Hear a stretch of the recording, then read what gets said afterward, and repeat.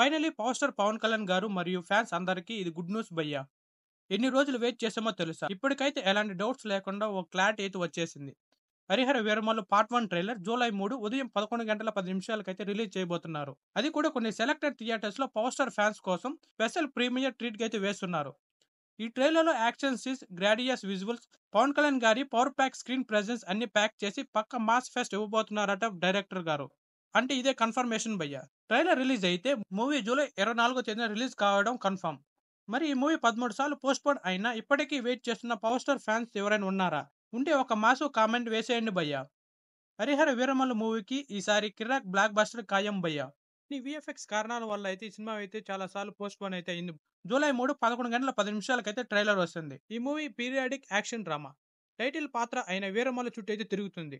మొఘల్ చక్రవర్తి ఔరంగజేబు పాత్రను పోషించిన బాబీ డియోల్ ఈ చిత్రంలో అయితే విలన్‌గా అయితే నటిస్తున్నారు.